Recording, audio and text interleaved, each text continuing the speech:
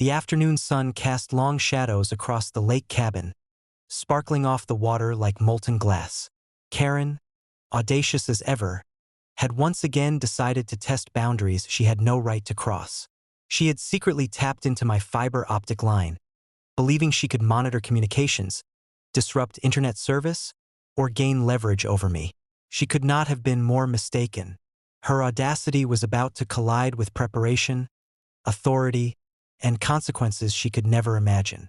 I was alerted immediately by our network's advanced intrusion detection system.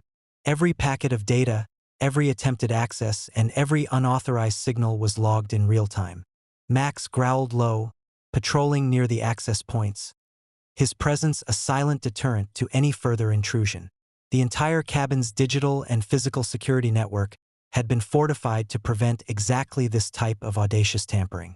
Karen arrived at the property, audacious and smug, thinking her actions would go unnoticed. "I just want to check your connection," she declared, trying to mask her true intent. She had no idea that her every movement, every attempt at interference, and every audacious act had already been anticipated and documented. I approached calmly, authority and confidence radiating from every movement. "Your access is unauthorized," I said firmly.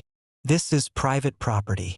Tampering with the network or attempting surveillance is illegal, and you will face full consequences for your actions." Karen's audacity faltered slightly, but she tried to maintain her composure. She began to argue, claiming entitlement and authority she did not possess. "This is just a small adjustment.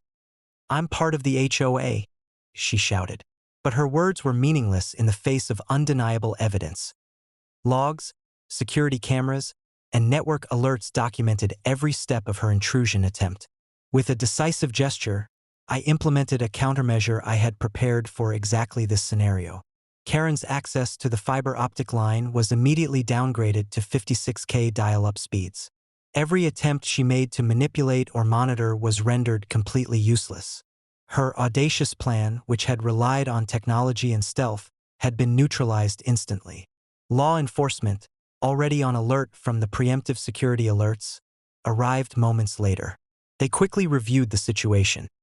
Unauthorized access, tampering, and audacious interference with private property. Karen's reckless attempt to gain leverage through technology was completely exposed, leaving her legally vulnerable and humiliated. By evening, calm had returned to the lake cabin. Max patrolled vigilantly, ensuring no further intrusion could succeed, while I reviewed the network logs and surveillance footage.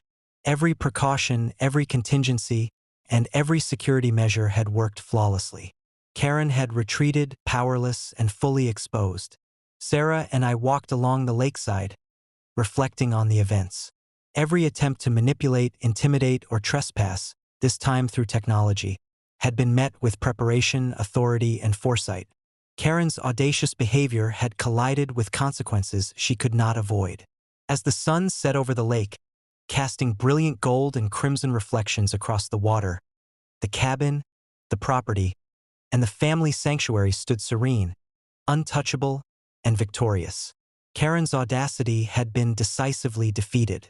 Every intrusion, every reckless act, and every attempt at intimidation or manipulation had been fully countered, leaving her powerless and documented. The lake cabin, the property, and the family sanctuary remained untouchable, a permanent testament to vigilance, authority, and strategic foresight. Boldness without preparation, legal authority, or strategic planning carries consequences far beyond imagination.